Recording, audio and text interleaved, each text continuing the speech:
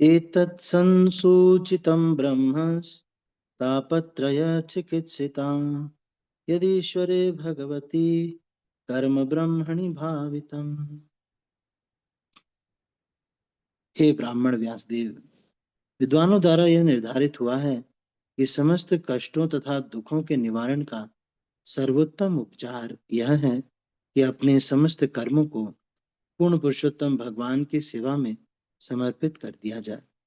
तात्पर्य: श्री नारद मुनि का निजी अनुभव है कि मोक्ष का मार्ग खोलने या जीवन के समस्त कष्टों से छूट पाने हेतु सबसे सहज तथा व्यवहारिक उपाय यह है कि सही तथा प्रामाणिक स्रोत से श्री भगवान की दिव्य लीलाओं का विनीत भाव से श्रवण किया जाए। यही उपचार की एकमात्र विधि है। यह समस्त भौतिक जगत कष्टों से भरा है। मूर्ख लोगों ने अपने शूद्र मस्तिष्कों के बल पर शरीर तथा मन से संबंधित अन्य जीवों के संदर्भ में तथा प्राकृतिक विपदाओं से संबंधित तीन प्रकार के कष्टों को दूर करने के अनेक उपचार ढूंढ निकाले हैं। सारा संसार इन कष्टों के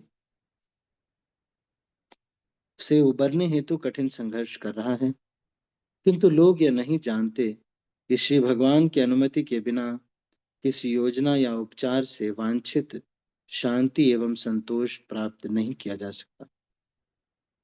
यदि श्री भगवान की स्वीकृति न हो तो औषधि द्वारा रोगी को स्वस्थ करने का प्रयास व्यर्थ होगा। यदि श्री भगवान की स्वीकृति न हो तो नदी या समुद्र को उपयुक्त नाव द्वारा पार करना कोई उपचार नहीं। हमें यह निश्चित रूप से ज्ञात होना चाहिए कि श्री भगवान ही परम अनुमति दाता है।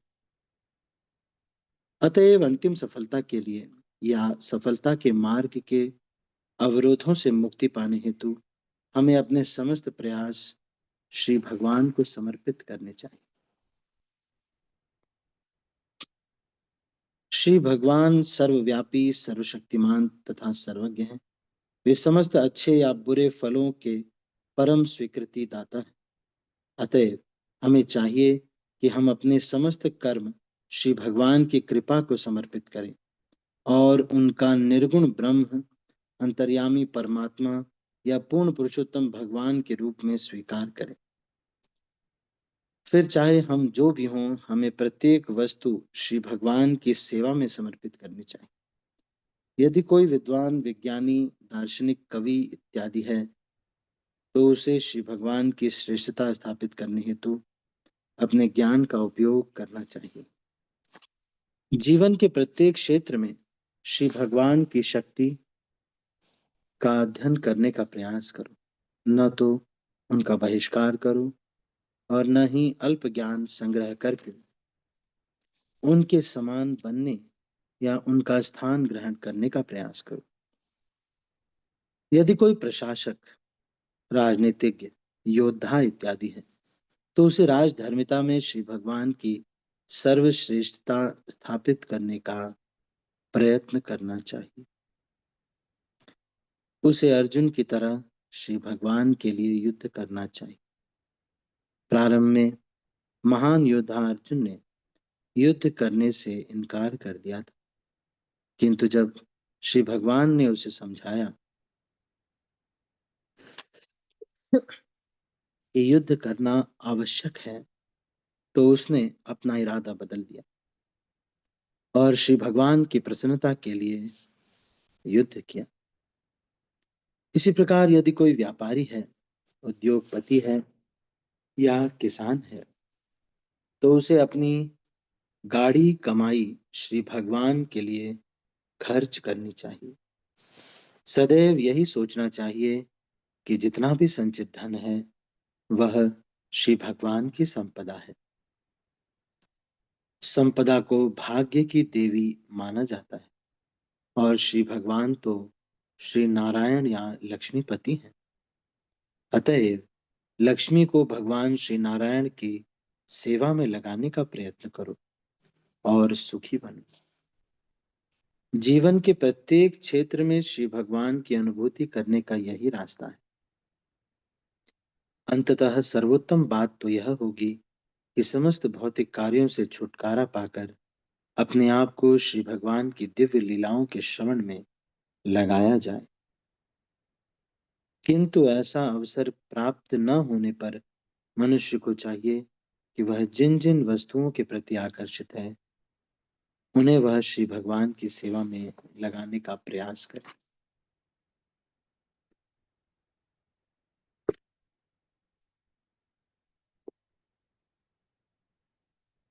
शांति तथा संपन्नता का यही मार्ग है। इस श्लोक में संसूचितम शब्द भी महत्वपूर्ण है। किसी को भी यह नहीं सोचना चाहिए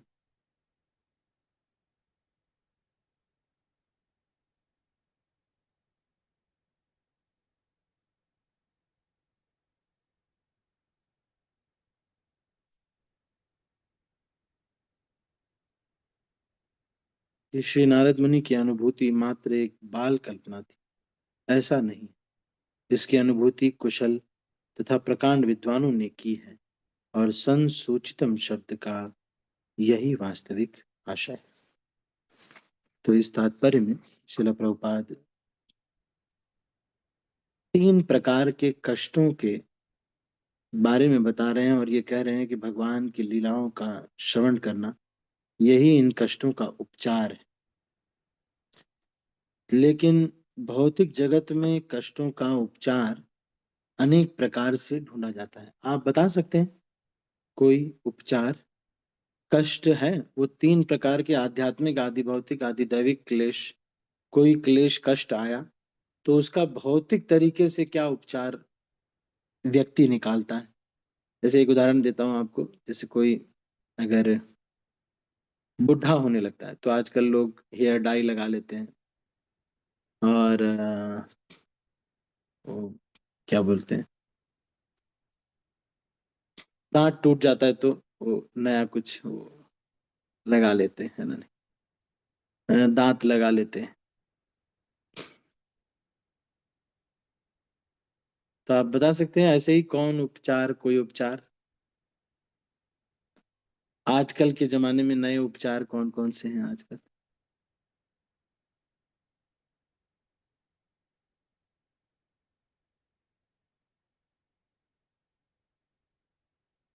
आज के जमाने के कुछ उपचार आप बता सकते हैं? एक मैंने आपको बताया कि अगर कोई बूढ़ा हो जाता है तो बाल सफेद होने लगते हैं तो उसको काला करा लेते हैं। और कोई आपको उपचार मालूम है? याद पड़ रहा है जो आजकल लोग आदि भौतिक, आदि दैविक, आदि आत्मिक क्लेशों को के लिए करते हैं? हरे कृष्ण प्रभु जी, दंडवत प्रणाम। दनत प्रणाम। प्रभु जी, जैसे मतलब वही ओल्ड एज नहीं आए तो फिर वो बोटॉक्स के इंजेक्शन्स लगाते हैं। बोटॉक्स के इंजेक्शन लगाते हैं? हाँ अच्छा, जी। ये क्या होता है माता जी बोटॉक्स? पता नहीं प्रभु जी, वो फेस में ऐसे लगा देते हैं, उसके लिए रिंकल्स विंकल्स नहीं आते हैं, ऐसे मैंने पढ़ा था। अच्छा, जैसे ऐसा सभी कुछ लोग होता है? बहुत सेलिब्रिटीज लगाते हैं और जिसके पास ज्यादा पैसे हैं वो लोग लगा लेते हैं। अच्छा, और कोई हरे आजकल कृष्ण। नए तरीके और क्या क्या हरे चल रहे हैं? कृष्ण प्रभु जी, दंडवत प्रणाम। बाल जाने पर विग भी लगा लेते ना प्रभु जी। हाँ, बाल जाते तो विग लगा लेते। हेयर ट्रांसप्लांट प्रभु जी, वो। अच्छा, हेयर ट्रांसप्लांट आजकल कर लेते हाँ, हैं। हेयर ट्रांसप्लांट ये भी बहुत है प्रभु जी। हरे कृष्ण, दंडवत प्रणाम। और और और क्या कोई आध्यात्मिक, आदि दैविक क्लेश होता है? यस माता जी, संतुष्टा माता जी। हरे कृष्ण प्रभु जी, नए दांत भी लगा लेते हैं। नए दांत लगा लेते हैं, है ना? हाँ, हम्म। दांत टूट जाते तो नए दांत लगा लेते हैं। और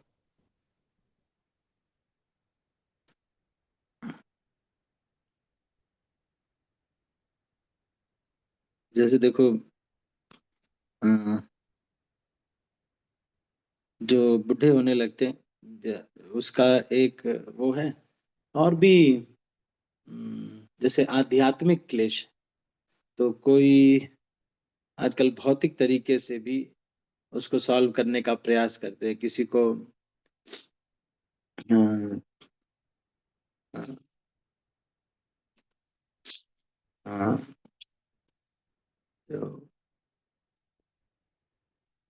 आजकल जैसे ये टेंशन वगैरह कुछ जो ये होता है, तो उसका उपचार वो बताते हैं कि डिप्रेसेंट दे देते, एक एंटी डिप्रेसेंट। तो आदमी अंदर से अपनी खुश खुद होने लगता है। और कोई बहुत टेंशन में आ जाता है तो आजकल देखा है आपने, देवदास बन जाते हैं, शराब पी लेते हैं तो वो भूल जाते हैं। तो दुख और कष्टों को दूर करने के व्यक्ति और नए नए तरीके, अब जैसे चल के जाना होता था तो दुख कष्ट दूर, उसको कष्ट हो रहा था तो गाड़ी बना दी, लेकिन गाड़ी से अब ओजोन लेयर डिप्लीशन हो रहा है, कार्बन एमिशन हो रहा है, पॉल्यूशन बढ़ रहा है। तो व्यक्ति जो अपनी तरीके उपचार ढूंढता है कष्टों को दूर करने के, उससे और बड़े बड़े प्रॉब्लम्स खड़े होते हैं।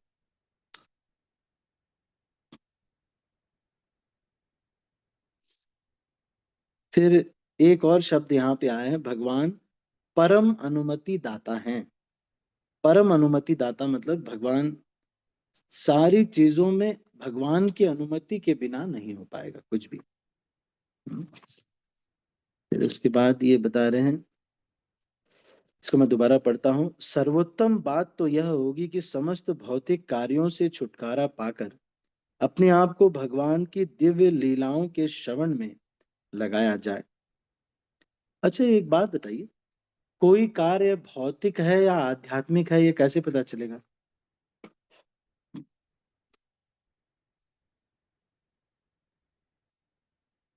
हरे ये कृष्णा ज्यादा प्रभु। हाँ मनोज प्रभु बताइए। तो ये अगर अगर किसी कार्य के केंद्र में भगवान है तो वो आध्यात्मिक काम है, और अगर उससे भगवान अगर हट गए तो भौतिक हो गया। अच्छा, केंद्र में होने का मतलब क्या है? जैसे हम भोजन बना रहे हैं, अगर ये हम्म, भाव है कि भगवान के लिए प्रसाद बना रहे हैं, तो काम तो वही खाना बनाने का है, लेकिन भोग पे अगर पॉइंट है तो ये भक्ति हो गया। लेकिन अगर सिर्फ अपने संतुष्टि के लिए अगर खाना बना रहे हैं तो वो तो बहुत भौतिक हो गया। हम्म, अच्छा। और नौकरी पे जाना भौतिक है या आध्यात्मिक है? हरे कृष्ण प्रभु जी, अगर नौकरी करने के बाद जो पैसा आता है, और उस हम्म, पैसा को अगर भगवान की सेवा के लिए लगा रहे हैं तो वो हम्म, आध्यात्मिक कार्य हो गया। और अगर सिर्फ अच्छा। अपने तुष्टि के लिए, मतलब अपना लाइफ स्टाइल बढ़ाने के लिए करे तो वो भौतिक हो गया। अच्छा, अच्छा, क्रिकेट देखना ये भौतिक कार्य है या आध्यात्मिक कार्य है? क्रिकेट देखना प्रभु जी पूरा भौतिक है, क्योंकि अपनी इंद्रियों के सुख कर रहे हैं, भगवान कहीं है ही नहीं इसमें, इस काम में। अ, चलो,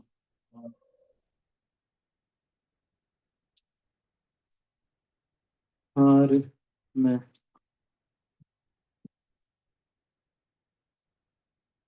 और क्या, तो इस तरह से आप देख सकते हैं, मान लो कोई अच्छा म्यूजिक सीख रहा है, तो वो क्या है, भौतिक है या आध्यात्मिक है? प्रभु जी, अगर उस म्यूजिक का प्रयोग हम लोग भजन के लिए कर रहे हैं, जो भी हाँ, सुर तय लय है ताल है, तो भजन के हाँ, लिए भगवान को खुद प्रसन्न करने के लिए अगर भजन कर रहे हैं, उस म्यूजिक का हाँ, यूज कर रहे हैं, वो तो भक्ति हो गया। और सिर्फ अगर पॉप और रॉक स्टार सिर्फ मूवी के लिए कर रहे हैं जिससे पैसा कमाया जाए, वो हमारा भौतिक हो गया वो। हाँ, हरी बोल, बहुत बढ़िया। ठीक है। अच्छा, कार कार भौतिक चीज है या आध्यात्मिक चीज है? और भी लोग बताएं, और भी लोग बताएं, मान लो कोई कहता है भाई बहुत सारी गाड़ियां हैं। हाँ बताइए अनीता माता जी। हरे कृष्ण प्रभु, दंड प्रणाम। प्रभु दंडवत जी, प्रणाम। दोनों है प्रभु जी। कार तो एक वो माध्यम है ना, हम हमारी सुविधा के लिए हम मंदिर भी जा सकते हैं और हम इधर भी कर सकते हैं। दोनों हो अ, सकते दोनों हो सकते हैं। भौतिक चीजों में भी लगता है, आध्यात्मिक चीजों में लगता है, लेकिन अगर आध्यात्मिक चीजों में लगाते हैं तो वो कार जो है क्या है, आध्यात्मिक हो जाती है। जी जी, हरे कृष्णा धन्यवाद। ठीक है। अच्छा, फेसबुक करना ये क्या है, आध्यात्मिक है या भौतिक है?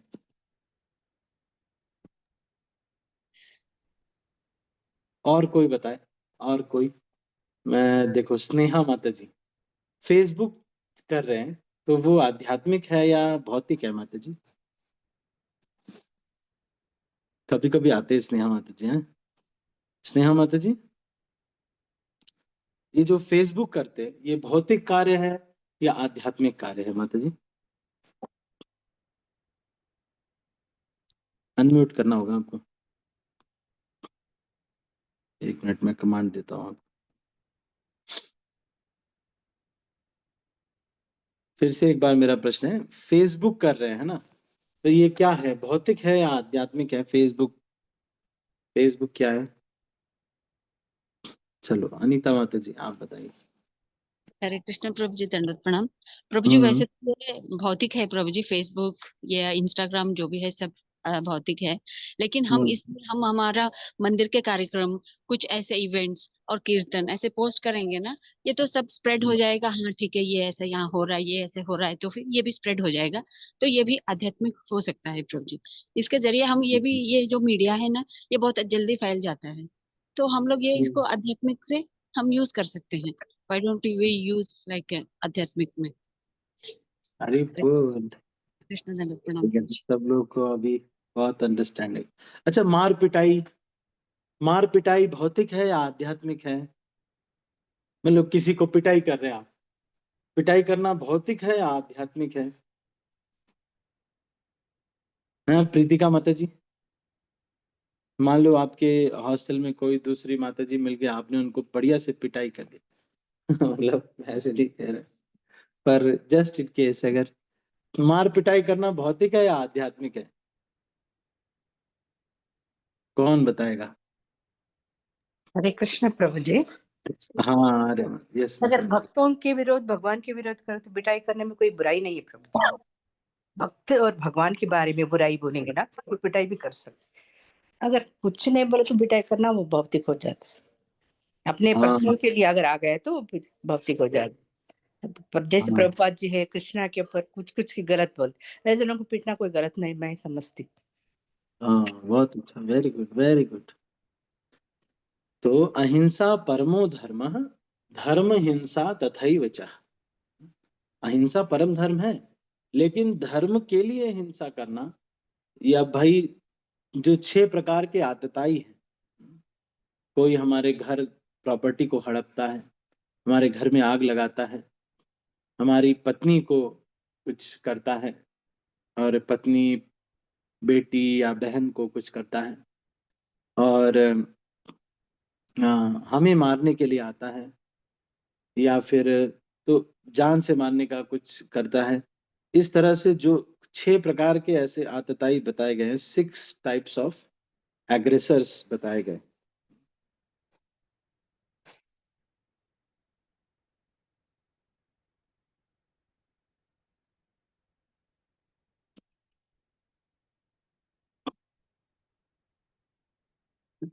शास्त्रों में बताए गए हैं कि जो जहर देता है, जो घर में आग लगाता है, जो किसी मारने वाले, जान से मारने वाले अस्त्र से प्रहार करता है, जो हमें लूटता है, और जो हमारी जमीन को हड़पता है। तो और छठवां जो है, जो हमारी पत्नी या हमारी जो पत्नी बहन या इनको अगर कोई किडनैप करता है, या इनको जो है कुछ करने का प्रयास करता है, तो वो फिर क्या है, 6 प्रकार के एग्रेसर्स बताए गए हैं। इनको मारने में कोई दिक्कत नहीं, अलाउ किया गया है कि इनको मारा जा सकता है। तो लड़ाई झगड़ा करने में भी क्या है, अब जैसे इन्होंने किया, हनुमान जी ने आग लगा दी, लेकिन वो किसके लिए आग लगा दी है? भगवान की सेवा के लिए उस स्थान में आग लगा दी। तो आगे हम इसको पढ़ते हैं।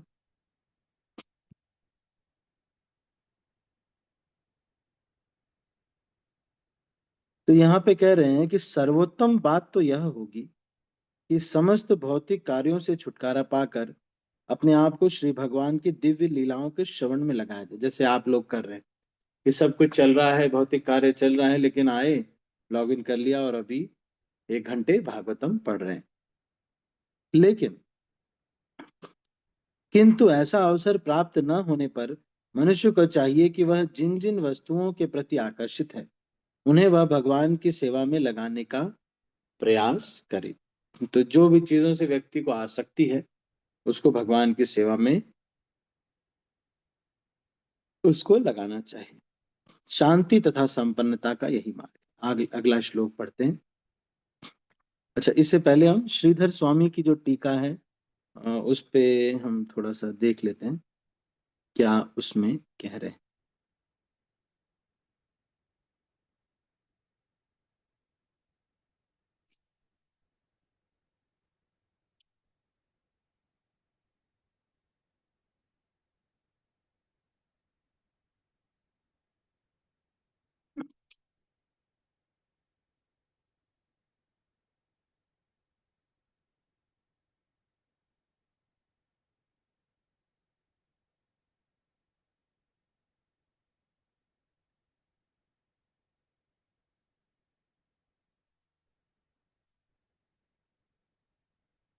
श्रीधर स्वामी क्या करें इस श्लोक के तात्पर्य में। एतत् संसूचितं ब्रह्मन् स्थापत्रय चिकित्सिताम् यदीश्वरे भगवती कर्म ब्रह्मणि भवितम्। हे व्यास जी, संपूर्ण जगत के नियामक संपूर्ण जगत में व्याप्त श्री भगवान को अपने समस्त कर्मों को समर्पित कर देना ही संसार के आध्यात्मिक आदि तीनों तापों के दूर करने का दवा है।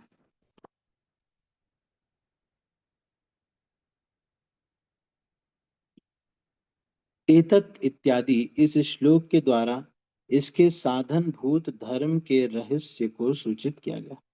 संसार में प्राप्त होने वाले आध्यात्मिक आदि भौतिक आदि दैविक इन तीनों प्रकार के संतापों को दूर करने वाली वही औषधि है, अर्थात वही अंतःकरण को शुद्ध करने वाला है। अब प्रश्न उठता है कि वह क्या है, तो इसका उत्तर है अपने समस्त कर्मों को श्री भगवान को समर्पित कर देना ही वह साधन है। वे ही श्री भगवान संपूर्ण जगत के ईश्वर तथा नियामक हैं तथा ब्रह्म हैं, अर्थात पूर्ण ब्रह्म हैं और उनके स्वरूप में कभी भी कोई भी विकार नहीं आता है। तो यहाँ पे श्रीधर स्वामी क्या करें, तत्साधनम धर्म रहस्यम च सूचितम इत्याह एतदिति तापत्रय आध्यात्मिक आदेश चिकित्सितम भेषजम, भेषजम मतलब औषधि, निवर्तकम सत्वशोधकम इति यावत् किम तत् भगवती भावितम समर्पितम यत् कार्यम तत् कथम भूते भगवती ईश्वरे सर्व नियंतरी एवं अपि च ब्रह्मण्य प्रच्युत पूर्ण रूपे। तो श्रीधर स्वामी के समय श्रीधर स्वामी जो है, ये इनके बारे में थोड़ा सा मैं आपको बताता हूँ। श्रीधर स्वामी जो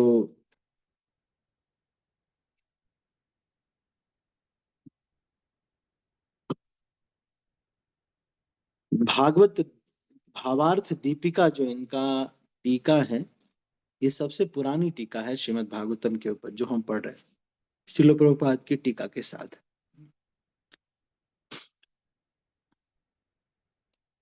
तो भगवत गीता, विष्णु पुराण और भागवत पुराण के ऊपर इन्होंने टीका लिखी। तो ये अद्वैतवादी थे जो बाद में इन्होंने भक्ति को ले लिया, पर कुछ लोग ये भी कहते हैं कि शुद्ध भक्त थे और विष्णु स्वामी संप्रदाय से थे, ऐसे भी बोलते हैं। एनीहाउ, पर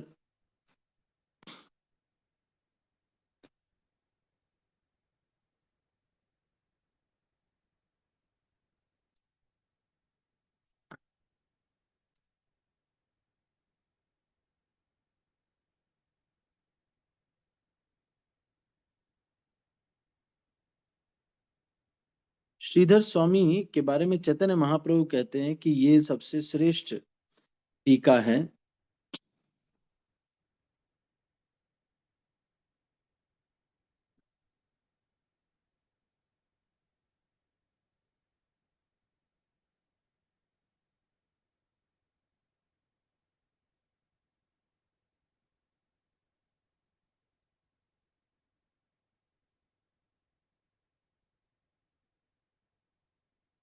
तो जो हम ये जो है प्रार्थना करते हैं श्रीधर स्वामी, यत् कृपा तमहम वंदे परमानंद माधवम। तो ये जो यत् कृपा तमहम वंदे परमानंद माधव वाला जो करते हैं, कैसे करते हैं? हरे कृष्णा प्रभु जी। हाँ हाँ मुखम करोति वाचालम पंगुम लंघयते गिरिम यत् कृपा हाँ तमहम परमानंद माधवम। हाँ, परमा यत् कृपा मुकम करोति वाचालम। तो ये जो है मुकम करोति वाचालम,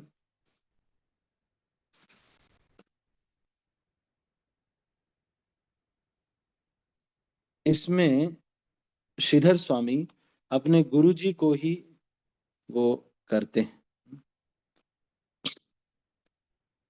ये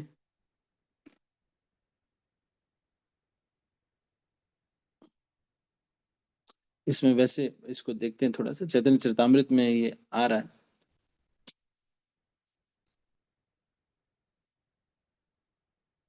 परमानंद माधवम।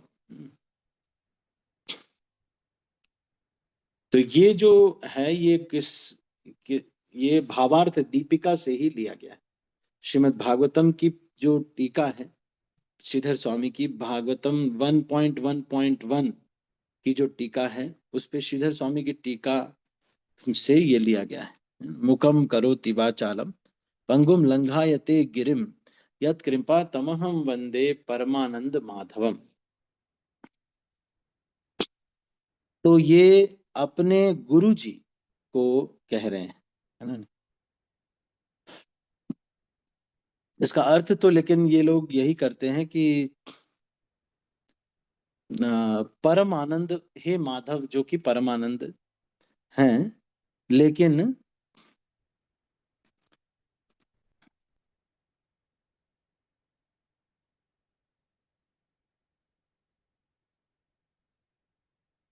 यहाँ पर ये बता रहे हैं कि श्रीधर स्वामी जो है,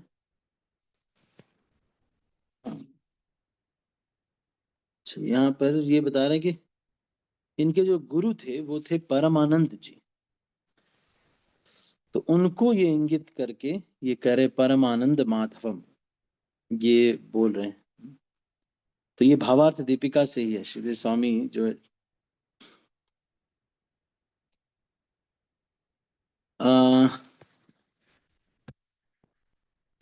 भगवत गीता के ऊपर इन्होंने जो टीका लिखी है उसका नाम है सुबोधिनी टीका, और विष्णु पुराण के ऊपर लिखी है उसका नाम है आत्म प्रकाशिका।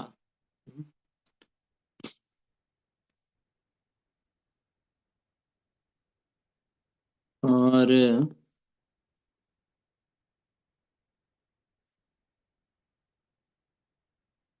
जो श्रीधर स्वामी जो हैं उनके बारे में ऐसा मतलब बहुत सारी चीजें बताई जाती हैं, लेकिन श्रीधर स्वामी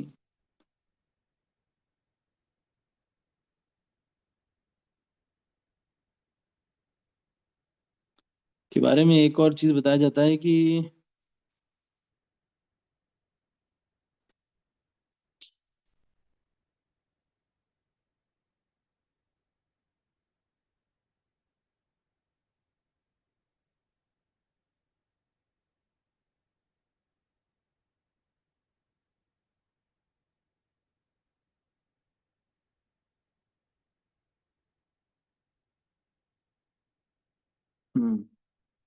तो श्रीधर स्वामी जो है इन्होंने, इनको शिव जी ने नरसिंह देव की उपासना करते थे, नरसिंह देव ने इनको दर्शन दिया था। श्रीधरम सकलम वेत्ति नृसिंहम प्रसादयेत।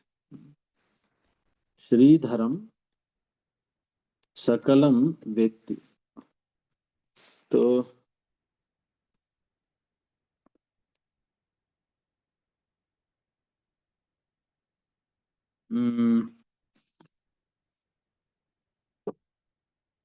अहम वेत ऐसा आता है, अहम वेत्ति शुको वेत्ति।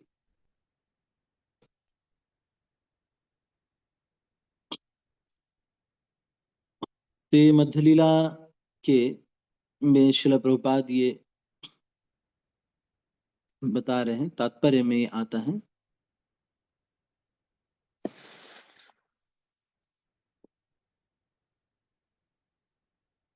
तो भगवान शिव शंकराचार्य को भी कुछ कह रहे हैं। ये क्या कह रहे हैं देखते हैं इसमें, एक मिनट।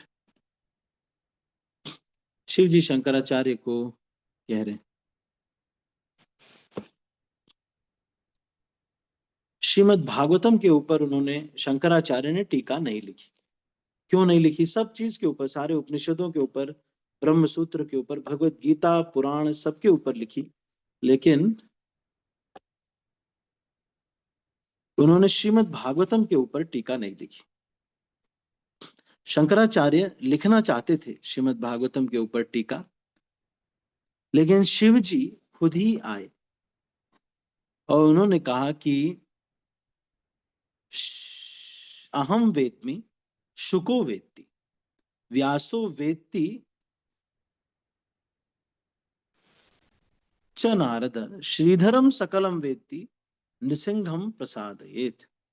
मैं, सुखदेव गोस्वामी, नारद मुनि, व्यास देव, ये लोग श्रीमद् भागवतम को जानते हैं, पर नरसिंह देव की इस परम कृपा से श्रीधर स्वामी को सब कुछ ज्ञात है। तो इसलिए श्रीधर स्वामी ने जो टीका लिख दी है श्रीमद् भागवत जो ग्रंथ है उसके ऊपर, वो ही प्रामाणिक टीका है। और इसीलिए श्री शंकराचार्य ने इसके ऊपर, भागवत पुराण के ऊपर नहीं लिखी। और उन्होंने उन्होंने श्रीधर स्वामी को कहा कि आप ये टीका को आगे कंटिन्यू कीजिए।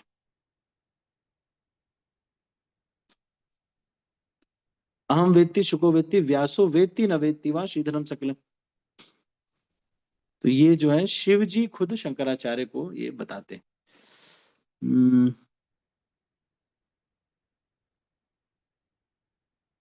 तो चैतन्य चरितामृत में ये श्लोक आता है, शिव जी ये कह रहे हैं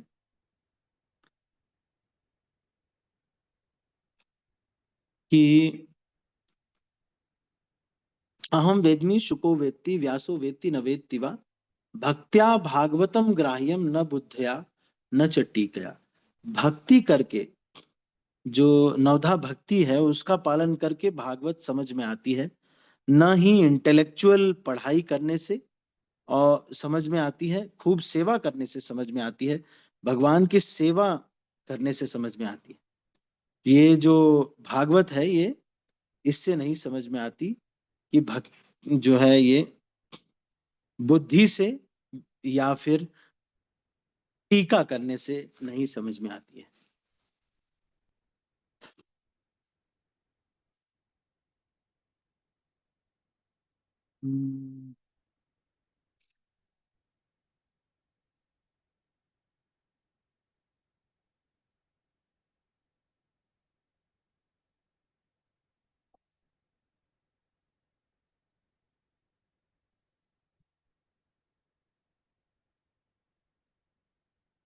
ठीक है, तो अभी हम इसको यही श्रीधर स्वामी की टीका पढ़ के बस हम इसको अभी यहीं पर क्लोज करते हैं।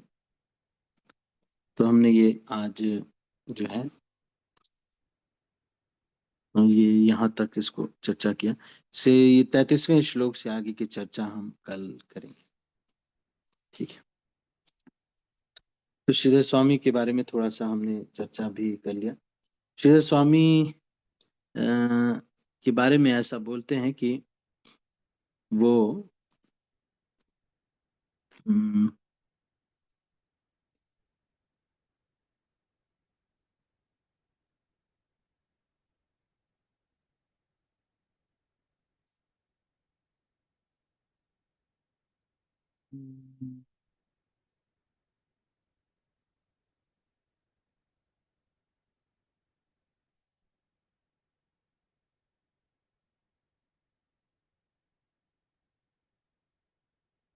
नहीं,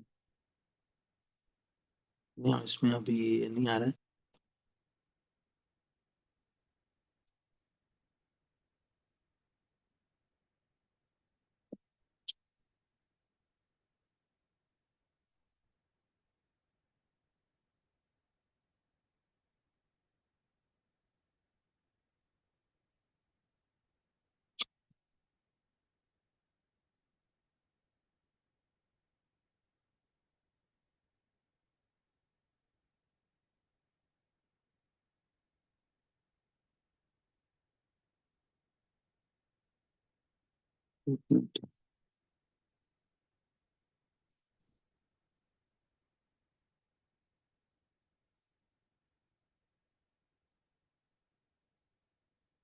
तो श्रीधर स्वामी के बारे में ये मैंने आपको जैसे बताया कि इनके गुरु थे परमानंद, है ना, और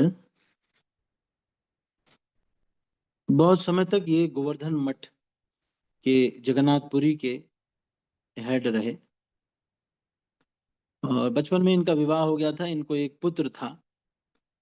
और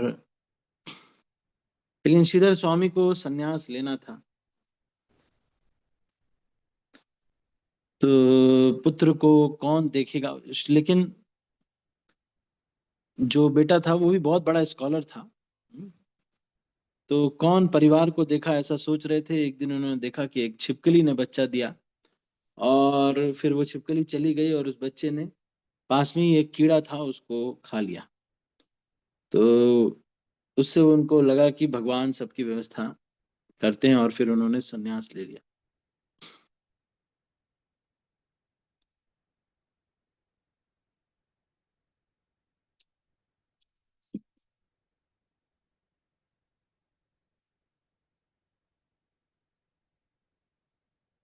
तो श्रीधर स्वामी अ, के बारे में भावार्थ दीपिका ये मैंने बताया आपको। गौड़ीय वैष्णव आचार्य लोग इसको प्रामाणिक मानते हैं।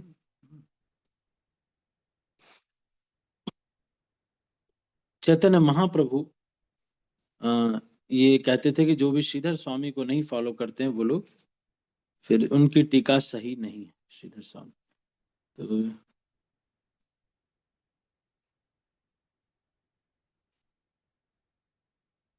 कुछ लोग ये कहते हैं कि मायावादी संप्रदाय में इन्होंने दीक्षा लिया, लेकिन ये मायावादी संप्रदाय में दीक्षा लेने के बावजूद भी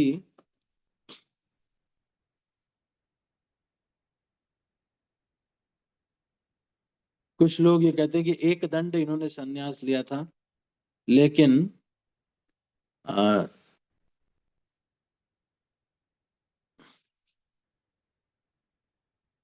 ये जो है त्रिदंडी सन्यासी थे।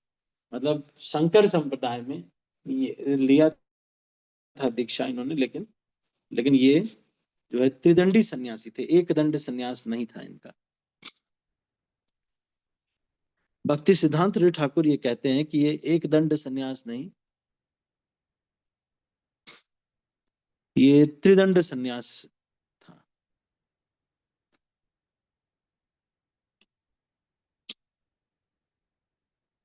हम्म,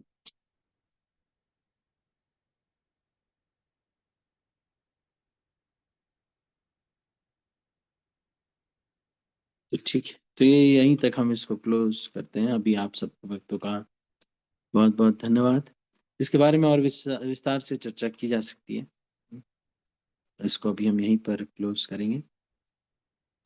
तो आज हमने मुख्यतः ये क्या क्या चर्चा किया।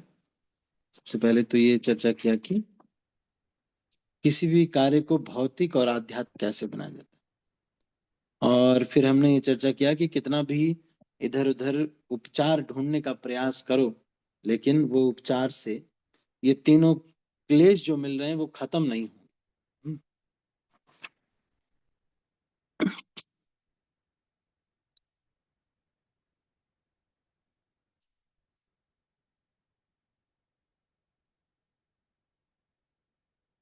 और व्यक्ति को चाहिए कि जब भी समय मिले भगवान की लीलाओं का श्रवण करे, और ऐसा अवसर नहीं हो मिल पाए तो वो जो भी कार्य उसको आकर्षित करते हैं उसको भगवान की सेवा में लगाने का प्रयास करे। तो अभी इसको यहीं पर समाप्त करते हैं। आप सभी भक्तों का बहुत बहुत धन्यवाद। मैं सब भक्तों को अनम्यूट कर रहा हूँ और फिर इस मीटिंग को क्लोज कर रहा हूँ। हरे कृष्णा। श्रील प्रभुपाद की जय। गौर हरे भक्तवृंद कृष्ण की प्रभु जय। जी, पिताई गौर दंडवत प्रेमानंद प्रणाम। हरि हरि बोल। हरे हरे कृष्णा। कृष्ण प्रभु जी, धन्यवाद राम जी। धन्यवाद। हरे कृष्ण प्रभु जी, दंडवत प्रणाम। हरे कृष्ण। धन्यवाद। हरे कृष्ण प्रभु जी, दंडवत प्रणाम। हरे कृष्ण। धन्यवाद।